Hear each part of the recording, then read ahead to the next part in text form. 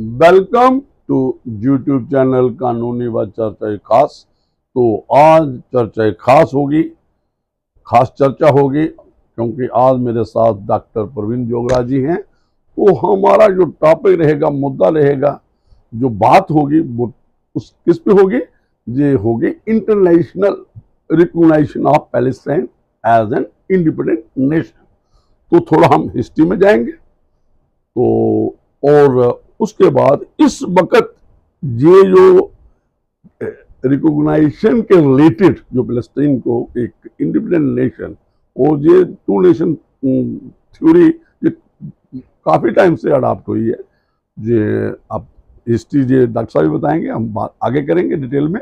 तो उसके कारण ब्लड जो वर्ल्ड सिनेरियो है, जो पॉलिटिकल कन्फ्लिक्ट्स, अनरेस्ट हैं, वायलेंट हैं और किस्म की बहुत सी बातें हैं, वो डिटेल में आज इसको हम टच करेंगे। तो मैं डॉक्टर साहब को ये कहूँगा, डॉक्टर साहब पहले जो मैंने टॉपिक का थोड़ा सा ब्रीफ दे दी, तो ये ज़्यादा हमारा कंसर्न ये है कि पैलेस्टाइन जो गाजा में आज हो रहा है, जो वहाँ पे, और फिर उसी के साथ हमास का भी रोल आ जाएगा इसमें, और दूसरे जो रिसेंट कतर में जो इजराइल ने किया है, और ईरान और जो इजराइल बाहर रही, और इस वक्त जो मुस्लिम कंट्रीज़ हैं इनका जो साथ होना, और देखिए जो अपना सऊदी अरेबिया और पाकिस्तान का छोटा नाटो बनाना, ये सारी बातें, और एक और डेवलपमेंट हो रही है, थोड़ा हम वर्ल्ड सिनेरियो पे भी बात करेंगे। बैकग्राउंड जो एयरबेस है वो अफ़गानिस्तान से, तालिबान हुकूमत से ये यूएस प्रेसिडेंट है। और अभी जो लग रहा है इस वक्त टैरिफ वार थी वो भी है, उसने कम पकड़ा है, लेकिन जो दूसरे बातें हो रही है ना, जैसे यूरोपियन और नाटो की में भी आपने कहा डिवाइडेड हो गया है। यूरोपियन कंट्री ने पैलेस्टाइन को रिकॉग्नाइज करना किया है, और दूसरी कंट्रीज भी हैं, आप डिटेल में बात करेंगे। तो उसके कारण क्या हो रहा है कि एक अनरेस्ट थी, ये अब इंटरनेशनल जो डेवलपमेंट है, जो पॉलिटिकल है, जियो पॉलिटिक्स को है, जहाँ इस पर काफ़ी आज मुझे लगता है हमें चर्चा करना पड़ेगी।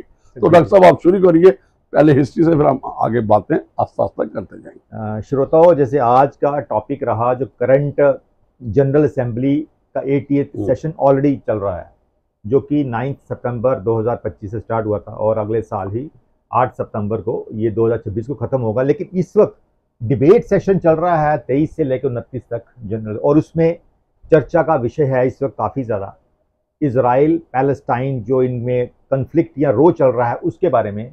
और काफ़ी कंट्रीज़ ने पैलेस्टीन को मतलब रिकॉग्नाइज किया है। तो अभी तक यूनाइटेड नेशंस में 193 कंट्रीज़ में से 159 कंट्रीज़ ने पैलेस्टीन को रिकॉग्निशन दे दी है। कुछ कंट्रियों ने जो अभी कुछ असेंबली से पहले दिया है, यूएन असेंबली से, उसमें सबसे इम्पॉर्टेंट है इंग्लैंड, यानी कि यूके, कनाडा, ऑस्ट्रेलिया, पुर्तगाल, फ्रांस, इन्होंने रिकॉग्निशन दी है, लेकिन यूएन असेंबली से पहले। इसका मतलब है ये बहुत ही ज्वलंत मुद्दा है। तो इस वक्त जो करंट सिचुएशन है गाजा में और इजराइल में, ये कन्फ्लिक्ट स्टार्ट हुआ था 7 अक्टूबर 2023 को, जब हमास, जो कि जिनकी गवर्नमेंट चल रही है वहाँ पर गाजा स्ट्रिप के ऊपर, और उन्होंने इलेक्शन जीते थे 2006 में, लेकिन ये एक मिलिटेंट ऑर्गेनाइजेशन है। तो अकॉर्डिंगली उस मिलिटेंट ऑर्गेनाइजेशन के माइंडसेट से इन्होंने क्या किया, इजराइल में जाके सुसाइड अटैक्स किए जाके, और काफ़ी इजराइलियों को, सिविलियंस को मार डाला। कई इजराइलियों को इन्होंने हॉस्टेज ले लिया, और इसका रिटेलिएशन में फिर जाके आज की पृष्ठभूमि में जो कुछ हो रहा है उसी की रिटेलिएशन चल रही है। क्योंकि इसके बाद इजराइल ने कहा कि हम लोगों ने अब फ़लस्तीन पे पूरा कब्जा करना है, सबसे पहले हम गाजा स्ट्रिप पे ही कब्जा करेंगे, वो हमने कंप्लीट करना है। इसके साथ उन्होंने ऑल आउट अटैक शुरू कर दिया गाजा स्ट्रिप के ऊपर, जिसमें कि बम्बार्डमेंट भी थी, ग्राउंड ऑपरेशंस भी किए उन्होंने, एयर स्ट्राइक्स भी की, और एक जो एड आ रही थी इकोनॉमिक ब्लॉक, वो भी ब्लॉकेड कर दी उन्होंने। इसके अलावा काफ़ी ह्यूमैनिटेरियन क्राइसिस के केसेस भी दिखाई दे रहे हैं, और बच्चे और औरतें काफ़ी ज़्यादा इसमें डेथ्स हुई हैं, और अभी तक 65,000 पैलेस्टीनियंस की डेथ हो चुकी है, और कुछ 2-3 हज़ार इजराइलियों की भी डेथ हुई है। उस सुसाइड अटैक में, और इसके उपरांत ही ये जो रिकॉग्निशन दी गई है और एक काफ़ी ज्वलंत मुद्दा बन चुका है इस वक्त। तो इसी के चलते कुछ कंट्रीज जैसे फ्रांस ने एक प्रपोजल दिया है, क्यों ना एक यूएन पीस कीपिंग फोर्स रखी जाए फ़लस्तीन में। सिमिलरली अरब कंट्रीज़ ने भी ऐसा कहा, और यूनाइटेड नेशंस ने भी इस बात को माना कि एक यूएन प्रेजेंस होनी चाहिए गाजा स्ट्रिप में और फ़लस्तीन में होनी चाहिए, सो दैट ये जो ब्लड शेड जो है ख़त्म किया जाए। तो जज साहब, ये थी पृष्ठभूमि। अभी जो करंट टॉपिक है, अब इसके बारे में फिर हम इस पे जाएंगे। ठीक है, तो बिल्कुल जो आपने बता दिया इस वर्ल्ड सिनेरियो, जैसे आपने, मैं ये कहूँगा कि ये जो बातें क्यों हुई, क्योंकि ये तो अगर आप हिस्ट्री में, चलो आप बात करेंगे, अगर मैं आप कहो मुझे, मैं थोड़ी बात कर दूंगा। जी जी। ये टू नेशन, बाकी डिटेल में आप करेंगे, मैं एक बात कर, टू नेशन जो पैलेस्टाइन और जो इजराइल है माना गया, ये कोई इसमें दो राय नहीं है। और पैलेस्टाइन एग्जिस्ट करता है एज ए नेशन, और ये पहले भी रिकॉग्नाइज था। हाँ, अब क्या डेवलपमेंट है कि अब यूरोपियन कंट्रीज ने 4 आप कह सकते हो परमानेंट मेंबर्स ने इसको रिकॉग्नाइज कर दिया।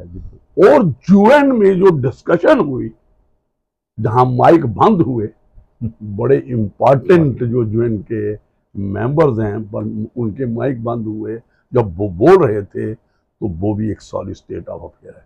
वो भी हम, जैसे आपके ये अर्दोगान जब बोल रहा था तुर्की का, जहाँ इंडोनेशिया का, जहाँ मुझे लगता है ये आपका फ्रांस का भी, इसका भी माइक बंद हुआ, और 3-4 का माइक, ये भी एक देखिए, इससे ये जाहिर होता है कि यूएस की डोमिनेंस जहाँ इजराइल को प्रोटेक्ट करने लिए कहाँ तक जा रहा है।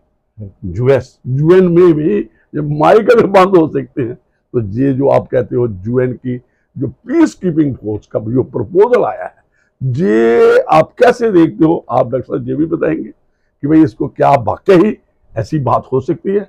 और एक तरफ तो मैं ये कहूँगा कि एक डेलीगेशन मिला, पहले इन्होंने अपनी मीटिंग की 57 कंट्रीज, अरब लीग और जो दूसरे हैं जो आईओसी कंट्रीज है, जो ओआईसी के ऑर्गेनाइजेशन ऑफ इस्लामिक कंट्रीज, जो भी है, तो इन्होंने पहले की। तो इनमें से जो अर्दोगान जो आज इसका लीडर बना हुआ है, तो ईरान, तो ये सारा अब एक नया जो आप देखते हो कि ग्रुप बन चुका है, जिसमें ये तुर्की भी आ गया, ईरान भी आ गया, और इन्होंने फिर उसके बाद ये सारी मीटिंग हुई और वहां पे प्रपोजल कि हम भी एक अपना नाटो बनाएंगे लाइक। उसके बाद ये सारे लोग यूएस प्रेसिडेंट डोनाल्ड ट्रंप से मिले और उनसे ये कहा गया जो आपने बात की कि भाई मैं गाजा में कब भी रुकवा सकते, भाई रुकवा सकते हो, तो ये खून खराबा क्यों वहां पे ट्रॉमा सेंटर, जहां अभी कल इन्होंने कैंसर हॉस्पिटल वहां पे उस पे बमबारी की। ठीक है, हमास के लोग और एक इजराइल का, ये आप अभी बात करेंगे आगे डॉक्टर साहब, कि क्या हमास के लोग जो हैं ये ट्रबल शूटर हैं, और ये सारा जो किया है, जैसे आपने पहले बोला, ये इन रिटेलिएशन हुआ है। और आप क्या देखते हो कि हमास का ये भी प्रपोजल आ रहा है कि हमास को वहां पे निकालो और वहां पे रिकंस्ट्रक्शन, रीबिल्ड जो भी इंफ्रास्ट्रक्चर है दूसरा, और पीस कीपिंग फोर्स का आना वहां पे कैसा है, थोड़ा ऐड करें। जैसा मैं आपकी बात को थोड़ा सा श्रोताओं को बताना चाहूंगा कि इस एरिया की ज्योग्राफी क्या है, उसकी वजह से आपकी बात को ज्योग्राफी जो श्रोताओं आपको पता, जो फलस्तीन का इलाका है ये 2 हिस्सों में डिवाइड हुआ है। एक तो है वेस्ट बैंक और गाजा, हाँ, और दूसरी गाजा पट्टी। दोनों का डिफरेंस काफ़ी दूर है। तो हुआ ये कि 2006 में जो इलेक्शंस हुए, तो गाजा पट्टी की, गाजा पे हमास ने इलेक्शन जीते, वो सबसे बुरा हुआ। अगर हमास इलेक्शन नहीं जीतता तो पैलेस्टीनियन अथॉरिटी इलेक्शन जीतती, शायद आज ये मसला नहीं होता पीएलओ, आज ये नहीं होता। तो पीएलओ को काफ़ी, और क्योंकि वेस्ट बैंक जो उनका मेन फ़लस्तीन है, वहाँ पर अभी भी पैलेस्टीनियन अथॉरिटी का कब्जा है, इसलिए वहाँ पर इतनी ट्रबल नहीं है जितनी कि वहाँ भी हमास इंटरफेयर करता है। आप किसी भी जो मिलिटेंट ऑर्गेनाइजेशन को कुर्सी पे बिठा दोगे तो ऐसा ही होगा। और हो सकता है ये आज ऑफिशियल रिकॉग्निशन भी मिल चुकी होती फ़लस्तीन को, अगर 2006 में हमास इलेक्शन ही जीता। तो थोड़ा वेस्ट बैंक की बात करूंगा तो वेस्ट बैंक जो है वो तो इलाका है जो कि 3 हिस्सों में डिवाइड हुआ है। लेकिन जो गाजा की पट्टी की बात कर रहा हूँ, गाजा पट्टी है क्या, इसका जो एरिया है हाफ ऑफ दिल्ली, दिल्ली से आधी एरिया का area 22 square kilometre, 22 lakh population है, 325 स्क्वायर किलोमीटर है। तो जो इसकी हिस्ट्री में बताऊंगा कि जो इनकी जो मेन सिटी है जेरूसलम, जो कि वेस्ट बैंक में है, प्रॉब्लम ही वहीं से है क्योंकि वो सेक्रेड प्लेस है मुस्लिम्स की, क्रिश्चियंस की और ज्यूज की। और जेरूसलम, ईस्ट जेरूसलम में मुस्लिम्स की 3rd लार्जेस्ट मॉस्क अल अक्सा मॉस्क जो है वो भी वहीं पर है। और वहां पर उसके नियर, और वो उसको इजरायली अपना टेम्पल ऑफ माउंट भी कहते हैं। तो उनके आप वहां पर तो वो प्रेयर नहीं कर रहे हैं, नियर बाई बिल्कुल एक बाल बची हुई है अलग वहां पर कर रहे हैं। तो इसीलिए वो कंफ्लिक्ट जोन बन चुकी है क्योंकि वहां पर सिक्योरिटी फलस्तीन की भी है, जो वक्फ बोर्ड है अल-अक्सा का, और उसकी और इजराइल की भी है। तो मैं थोड़ी हिस्ट्री बताऊंगा कि जो इजराइल प्रेजेंट और फलस्तीन ये एक ही मुल्क हुआ करते थे आज से कई साल पहले। तो जब 638 CE में मुस्लिम्स अरब आर्मीज ने फलस्तीन के एरिया को अपने कब्जे में ले लिया, और क्योंकि और साथ ही साथ उन्होंने जेरूसलम में, ईस्ट जेरूसलम में 700 AD के आसपास जो अल अक्सा मॉस्क थी वो एक सीक्रेट प्लेस बना दी। मक्का और मदीना के बाद, मक्का मदीना के बाद तीसरी ये बना दी उन्होंने। तो तब से ये एरिया, जो ये पूरा एरिया था 1299 यानी कि 1299, 632 से लेके 1299 यानी कि 850 साल जो था, जो खलीफा थे उस एरिया के, उनके कब्जे में रहा। मुस्लिम डोमिनेंस रही, उन्हीं के कब्जे में था। और कभी भी वहां पर यहूदियों को और अरब मुस्लिम्स के आपस में कोई झगड़ा फसाद सुना ही नहीं, हुआ ही नहीं, बड़ा पीसफुल रहते थे। तो 1299 को क्या होता है कि ये जो एरिया है ऑटोमन एम्पायर के अंडर आ जाता है। ऑटोमन एम्पायर क्या चीज है? ऑटोमन एम्पायर आपको पता होगा दुनिया का लार्जेस्ट एम्पायर था, ओस्मानिया, उसको ओस्मान ने किया था 1299 से लेके फर्स्ट वर्ल्ड वॉर तक, यानी कि इस पीरियड तक पूरा इजराइल और पूरा जो फलस्तीन ये ऑटोमन एम्पायर के अंदर था। और ये एम्पायर जो था, जब वर्ल्ड वॉर 1997 में 1917 में जब वर्ल्ड वॉर के दौरान क्या होता है कि लीग ऑफ नेशंस बनती है, तो लीग ऑफ नेशंस के बाद ऑटोमन एम्पायर खत्म हो जाता है। तो जो ऑटोमन एम्पायर को ऑफिशियल खत्म कर दिया जाता है। और एक मैं थोड़ा सा ऐड करूंगा, जो आज का तुर्की है, जो अभी वही बचा हुआ है। तो वहां के जो लीडर थे मुस्तफा कमाल आतातुर्क, वो ऑफिशियली ऑटोमन एम्पायर को डिमोलिश करते हैं और एक नया रिपब्लिक ऑफ टर्की एस्टैब्लिश में आता है। और सबसे बड़ी बात है, प्रॉब्लम ही तभी स्टार्ट होती है कि 1917 में जब एक वेलफेयर डिक्लेरेशन होती है। तो लीग ऑफ नेशंस में वेलफेयर डिक्लेरेशन में क्या किया जाता है कि अंग्रेजों के हवाले कर दिया जाता है, जो कभी ऑटोमन एम्पायर के हाथ में था, इजराइल और फलस्तीन का कंबाइंड एरिया, तो वो अब अंग्रेजों को दे दिया जाता है। तो अंग्रेज प्रॉमिस करते हैं कि हम इसी एरिया में यहूदियों को एक सेपरेट होमलैंड देंगे। तो वो दिन से जो था यहूदियों को और फलस्तीनियों के आपस में जो टकराव शुरू हो गया। लेकिन जब ये टकराव काफी बढ़ गया तो 1947 में की बात है। थोड़ा मैं ऐड कर दूं आपका फिलिंग इन ब्लैंक्स कि वहां जो डिफरेंट लोकेशन पे थे ज्यूज स्कैटर्ड हुए थे, वो उन्होंने इजराइल में आना शुरू कर दिया। जो जब ये उनके पास था, ब्रिटिश गवर्नमेंट के पास था, एक कॉलोनी टाइप आप कह सकते हो। तो 1947 में इसको उन्होंने 2 हिस्सों में अरब को दिया, और जो दूसरा यहूदी, जितने वो लोग आए गए थे, 2 नेशन समझो वहां पे, जो मैं से पहले बात की प्लीज। तो 1947 में जब आपस में इनकी लड़ाई झगड़ा होता है तो यूनाइटेड नेशंस इंटरफेयर करता है। तो यूनाइटेड नेशंस एक पार्टीशन प्लान बनाता है, 2 नेशन थ्योरी। तो 2 नेशन थ्योरी का मतलब था कि एक हिस्सा ज्यूज को दिया जाएगा, एक हिस्सा अरब्स को दिया जाएगा, यानी फलस्तीनियों को। तो जेरूसलम को इंटरनेशनल सिटी बनाया जाएगा, बिल्कुल वो इन दोनों के कब्जे में इंटरनेशनल सिटी बनाया जाएगा। अब होता यह है कि इस थ्योरी को ज्यूज तो एक्सेप्ट कर लेते हैं, लेकिन अरब इसको रिजेक्ट कर देते हैं, डिजाइनिंग नेशन होते हैं अरब इसको रिजेक्ट कर देते हैं। अब उसके बाद क्या होता है, प्रॉब्लम उसके बाद स्टार्ट होती है कि 1948 में इजराइल एज डिक्लेयर्ड इंडिपेंडेंस। अब तक जो इजराइल इनके कब्जे में था, पहले मुस्लिम्स, फिर ऑटोमन एम्पायर, फिर अंग्रेजों के चक्कर, अब अंग्रेजों से वो इंडिपेंडेंस डिक्लेयर करते हैं और सबसे पहले वो क्या करते हैं, फर्स्ट अरब इजराइल वार होता है इमीडिएटली। तख्ता मतलब गवर्नमेंट, बेन गुरियन उनके फर्स्ट प्राइम मिनिस्टर थे, तो वो जाके पूरा इजराइल के ऊपर अटैक करते हैं, इजराइल अटैक करता है उनके ऊपर, अरब्स के ऊपर, और जो फलस्तीन का प्रेजेंट एरिया 78% अपने ऑक्यूपेशन में ले लेता है।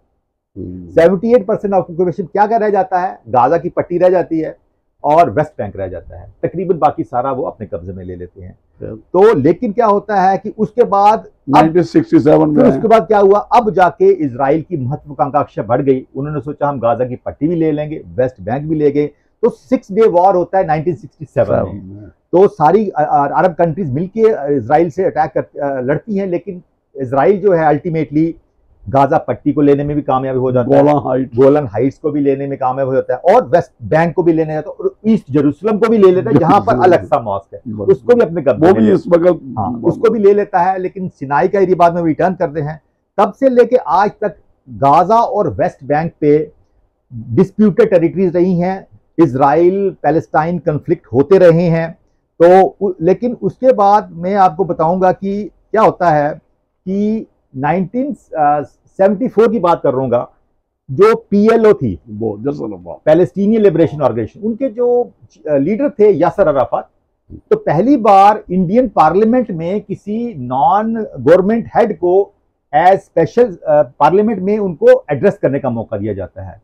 और 1988 में पैलेस्टीनियन लिबरेशन ऑर्गेनाइजेशन एग्जिस्टेंस में आती है, और सबसे पहले first non Muslim country India उनको रिकॉग्नाइज करता है, 1988 में रिकॉग्नाइज करता है। लेकिन 1988 से पहले ही 1980 में इंडिया ने उनको एज डिप्लोमेटिक कंट्री बना दिया था।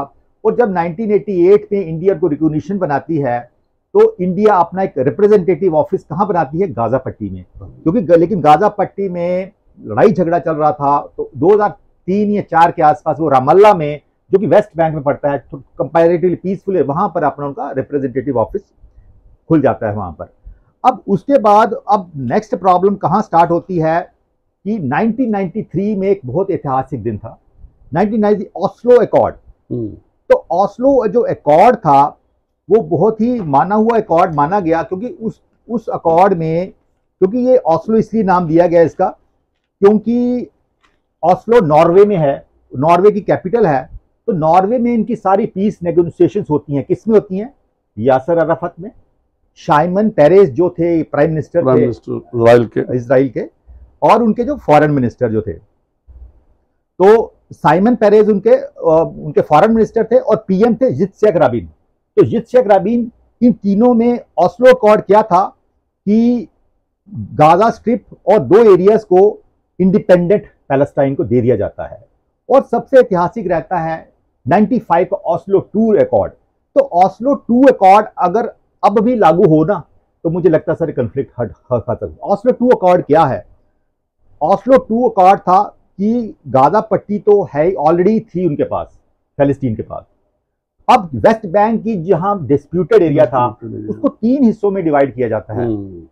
एरिया A को फुल पैलेस्टीन को दिया जाता है, और पूरी सिविल और सिक्योरिटी पैलेस्टीन की रही। एरिया B की जो पैलेस्टीन जहां पर अल-अक्सा की मॉस्क है, वहां पर पूरा कमांड पैलेस्टीन की रहेगी, लेकिन सिक्योरिटी इजराइल की रहेगी, सिक्योरिटी इजराइल की रहेगी। और पार्ट B जो ऑलरेडी इजराइल से मिलता इलाका था, वो इजराइल के पास रहेगा। तो ये था ऑस्लो अकॉर्ड। और 1994 में एक ऐतिहासिक दिन नोबेल पीस प्राइज दिया जाता है यासर अराफत को, शाइमन पेरेज को और यित्शक राबिन को। इन 3 आदमियों को जब नोबेल प्राइज मिलता है, तो प्रॉब्लम हमें लगता है सॉल्व हो जाती है। लेकिन प्रॉब्लम उसके बाद क्या होती है, जैसा आपको पता होगा, इतिफादा एक वो था, एक जिनोसाइड हुआ है, काफी टाइम रहा है इतिफादा का। तो ये एक पीरियड था 2000 से लेके 2006 के बीच में। उस दौरान क्या होता है कि हमास ऑर्गेनाइजेशन जो है, एक मिलिटेंट ऑर्गेनाइजेशन है, और फतह ऑर्गेनाइजेशन, अल फतह ऑर्गेनाइजेशन, ये दो ऑर्गेनाइजेशन हैं, ये अपने काम में आती हैं।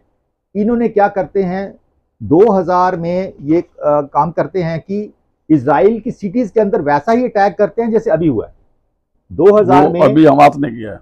तो इस अटैक में सुसाइडल बॉम्बिंग्स होती हैं। ये दो ऑर्गेनाइजेशंस, इनका ये कहना था कि जो हमने, क्योंकि होता कि जब, हाँ सर एक इंपॉर्टेंट मैं भूल गया, 95 में क्या होता है, जो पीएम है जित्सेक राबिन, उनकी असैसिनेशन हो जाती है, उनको मर्डर कर दिया जाता है और बताया जाता है उसके पीछे हमास का हाथ था। उसी के बाद जो ऑस्लो अकॉर्ड था वो धराशायी हो जाता है।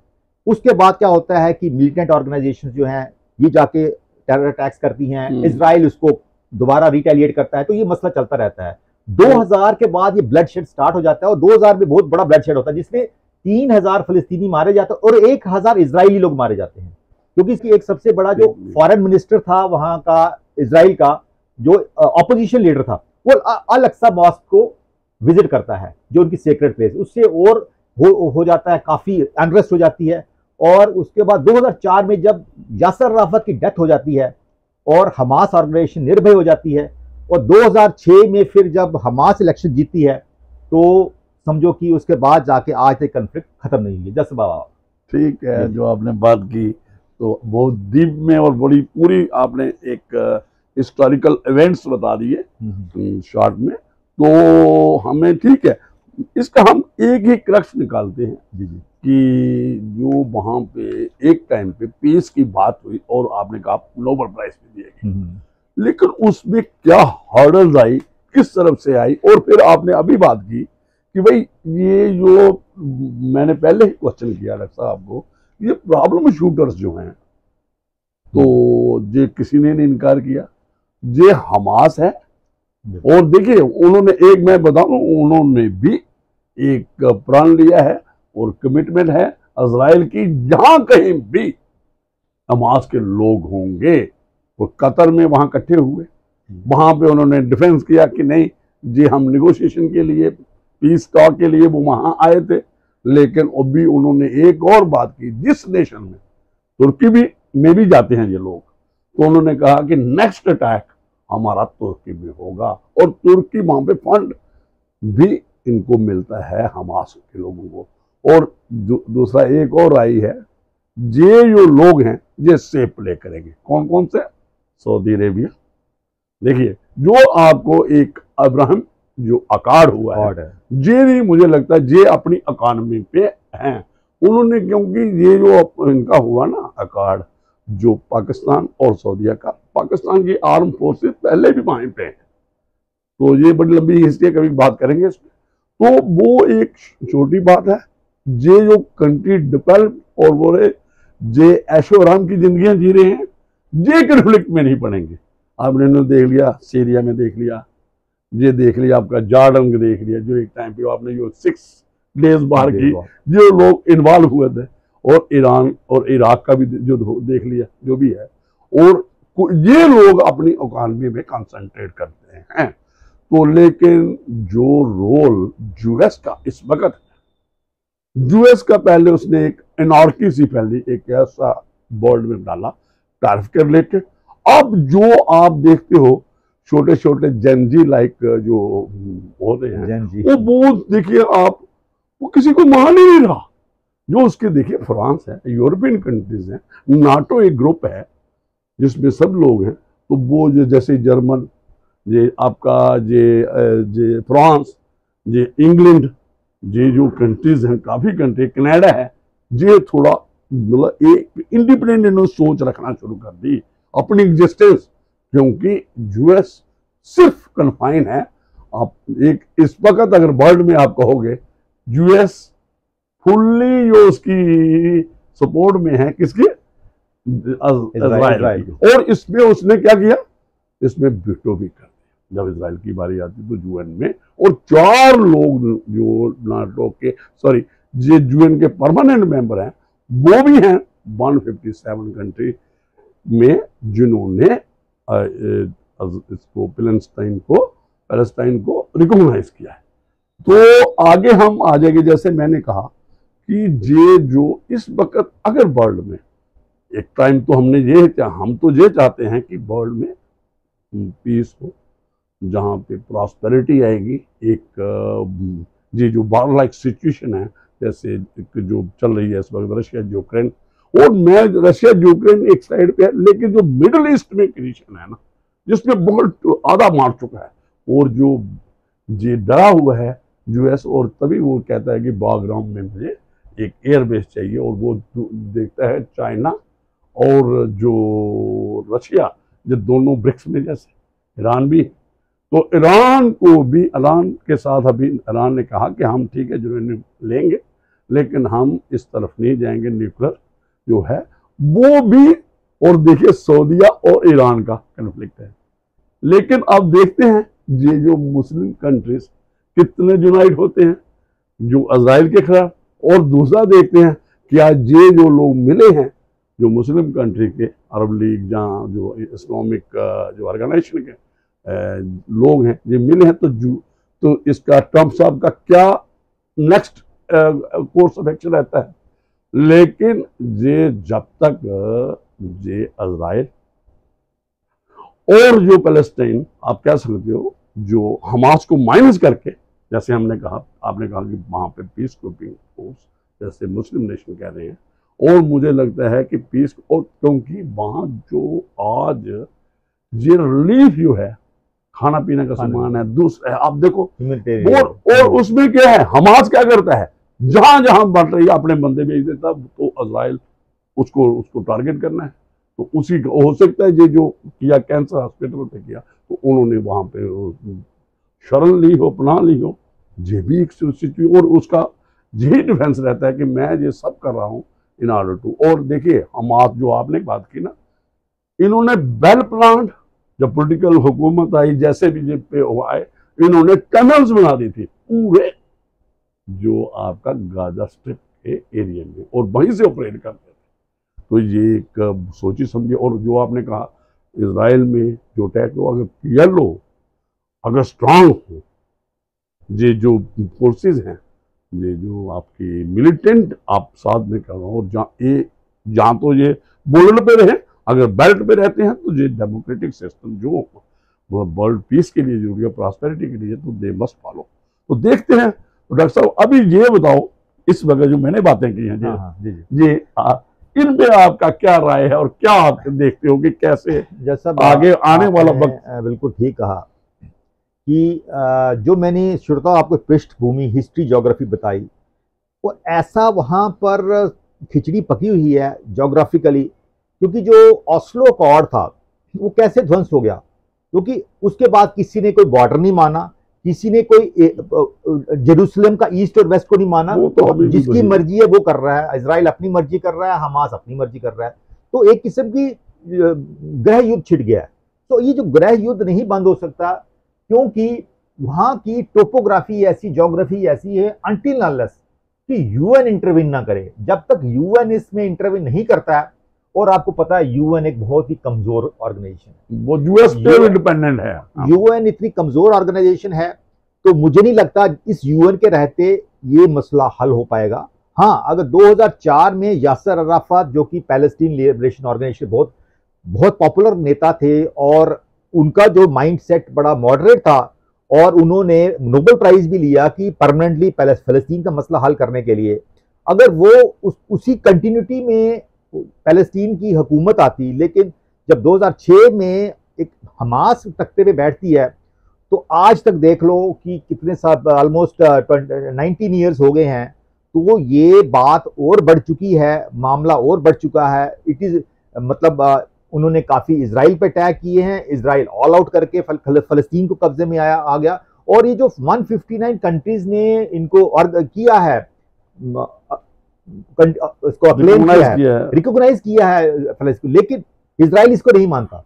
इजराइल कहता हम नहीं मानते इसको रिकॉग्निशन, हमने तो पूरा फलस्तीन कब्जे में लेना, और ग्रेटर इजराइल की बात हो रही है, ग्रेटर इजराइल बनाना, तो पूरा कब्जे में लेना है। तो जब, और इजराइल को पूरा अमेरिका का सपोर्ट है, यूएन एक बहुत कमजोर फोर्स है, इजराइल की पावर भी अच्छी है, पावर है जो ईरान जैसे मुल्क से वो लड़ाई ले सकता है, तो गाजा और फलस्तीन पे तो उनका अपनी कमांड है।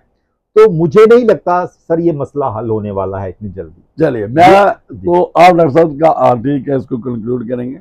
मैं जो आपने पहले भी किया, थोड़ा सा इसको हम थोड़ा सा पॉजिटिव सोचेंगे, कंस्ट्रक्टिव करेंगे, होप रखेंगे, तवक्को रखोगे। मैं ये कहता हूँ कि सबसे पहले जो पहले बात आई, हमास को डिसआर्म करना चाहिए। कोई भी कंट्री इसके लोगों को ना दे। जैसे तुर्की है, कॉन्फ्लिक्ट में आ रहा है, और जो नाटो का मेंबर भी है और अंडर इन्फ्लुएंस है यूएस के बाहर नहीं जा सकता। तो हमास वाई ईरान के अलावा बाकी जो भी कंट्रीज हैं, जो मुस्लिम कंट्री हैं, जिनसे ये हमास सपोर्ट लग सकता है, मुझे नहीं लगता कहीं चाइना, रशिया को इन लोगों को सपोर्ट देगा, इनको हमास वगैरह को। अगर हम ये लगता है दुनिया में कि हम पीस की तरफ बढ़ रहे हैं, जहां जैसे पैलेस्टाइन को रिकॉग्नाइज करते हैं एक नेशन, और इजराइल भी अपने आप को थोड़ा पीछे करना पड़ेगा। और सबसे पहले जो इमीडिएट रिलीफ जो है ना, वो आज को हमास को वहां से निकालना पड़ेगा, पीस कीपिंग अंदर आए, और वहां पे जो इंफ्रास्ट्रक्चर है, जो इस वक्त डिस्ट्रक्शन है, उसको रिकंस्ट्रक्ट हो, और जो वहां पे बच्चे हैं, बूढ़े हैं, जो लोग जिनको मेडिकल एड की जरूरत है, जो खाने पीने की चीजों की जरूरत है, रिकंस्ट्रक्शन की जरूरत है, वो पीस कीपिंग फोर्स और यूएन के नीचे कहेंगे। देखिए, नहीं, हम यूएन कमजोर है आपके मुताबिक, लेकिन रिकॉग्नाइज है कि भाई it is a world organisation है, यही इंटरनेशनल जो हमारे रिलेशन है उसको रेगुलेट करता है, और इसको हर कंट्री ने इसको रिकॉग्नाइज करना चाहिए in order to have a world. अगर नहीं करेंगे, यूएस आ जाएगा। मैं थोड़ा सा बात करूंगा पहले, उसके बाद मैं ये एक आइडिया देता हूं। जो आइडिया क्या है, ये फ्लोट हो जाएगा, वो हो रहा है। वहां पे हमास की पोस्टर, उसके बाद वहां पे पीस कीपिंग फोर्स, और उसके बाद वहां पे रिकंस्ट्रक्शन, और फिर जब फिलिस्तीन के लोग वहां होते हैं, तो फिलिस्तीन इज ऑलरेडी रिकॉग्नाइज्ड कंट्री वो है, तो उसके वहां पे जो भी लोग बाहर चले गए हैं उनका वापस आना, और उसके बाद एक इंडिपेंडेंट नेशन, उसके बाद इलेक्शन करवा, और ये एक सबक होना चाहिए जो फिलिस्तीन के लोग हैं, पर्टिकुलर गाजा में, इनको भी देखना चाहिए कि हम किन को इलेक्टोरल प्रोसेस में इन्वॉल्व कर रहे हैं। तो आने वाला वक्त यही रहेगा। हम यही कहते हैं कि वहां पीस हो, प्रॉस्पेरिटी हो, लोग अपने घरों में आए, और दोबारा एक फिलिस्तीन इंडिपेंडेंट जो रिकॉग्नाइजेशन बात की बात है, पहले एक कंट्री या एक एरिया जो प्रोटेक्ट रहे, सेफ गार्ड रहे, और वहां के लोग सेफ्टी और उसमें ये एक पॉलिटिकल एंटिटी के तौर पे उनकी रिकॉग्नाइजेशन हो। तो सर, हाँ, मैं कंक्लूड ही करूंगा आपकी बात को लेके कि बात यह है कि ये प्रॉब्लम, जैसे आपने बताया, तभी हम होपफुल रहेंगे इस समस्या के हल के लिए अगर यूनाइटेड नेशंस इंडिपेंडेंट काम करे। वो अमेरिका के इन्फ्लुएंस में काम करता है, सबसे बड़ी बात है। अमेरिका जैसे बोलोगे यूनाइटेड नेशन वैसे काम करे। अगर यूनाइटेड नेशन इंडिपेंडेंटली काम करे, यूएन की कोई पीस कीपिंग फोर्स वहां जाती है फिलिस्तीन में, और वहां से हमास का तख्ता पलट दिया जाता है, निकालना पड़ेगा फ्रेश इलेक्शंस होते हैं। जैसे जज साहब ने कहा, फलस्तीन के लोग यासर अराफात की तरह मॉडरेट किसी लीडर को चुनते हैं जो कि यूनाइटेड नेशंस की तरफ देखे, और ताकि और उसके बाद ऑस्लो 2 अकॉर्ड अगर फॉलो हो जाए। ऑस्लो 2 अकॉर्ड बहुत ही अच्छा अकॉर्ड था, अगर उसको आपको रिजिडली फॉलो किया जाए तो कुछ हो सकता है। लेकिन जैसा इस अकॉर्ड को इसको अब इजराइल मानने वाला नहीं है। मैं इसके बारे में बात करने जा रहा हूं। इजराइल इसको मानने वाला नहीं है, क्योंकि इजराइल ने सदियों के साथ ये काफी ज्यादा उनकी एग्जिस्टेंस है, क्योंकि इजराइल की अपनी एग्जिस्टेंस को भी खतरा है। जैसे आपको पता हो, पिछले दिन ईरान इजराइल का जब युद्ध हुआ था, तो ईरान का मकसद यही था कि इजराइल को दुनिया के नक्शे से हटाना। तो इसी तरह इजराइल को अपनी आइडेंटिटी का बहुत खतरा है, इसलिए इजराइल मुझे लगता नहीं पीछे हटने वाला है। और लेकिन यूएन पीस कीपिंग फोर्स तभी हो सकती है अगर अमेरिका की इसमें मर्जी होती, अमेरिका हामी भरेगा। तो जो हमने सजेशन बताए हैं, तो ये अमली जामा पहनाया जाएगा, तो ये अमल में आएंगे और पीस रिस्टोर होगा मिडल ईस्ट में। तो डॉक्टर साहब, आप ओस्लो 2 की मत तरफो, जो ओस्लो 1 है ना, हाँ, जो पहले हुआ है यासर अराफात के टाइम पे हुआ है, आप उस पे ही आओ। और सबसे पहले गाजा को गाजा को एक पॉलिटिकल एंटिटी, इसको एक शो कंट्री, और उसके साथ वो दो तो है, दो हैं। बाकी तो जो है इस वक्त स्टेटस को अर्लियर एग्जिस्ट कर रहा है टूवर्ड्स वेस्ट बैंक, जो आपने बात की, जो भी है इस वक्त उसी तक। फिर आस्ता आस्ता जब देखेंगे कि गाजा में रिवाइव हो गई है पॉलिटिकल, और हमें यही उन लोगों को भी चाहिए कि हमास जैसे जो मिलिटेंट ऑर्गेनाइजेशन टेररिस्ट है, ये उनकी भी तबाही है। तो मुझे लगता है ये काफी है डॉक्टर साहब आज के लिए, तो दीजिए इजाजत। Thank you very much.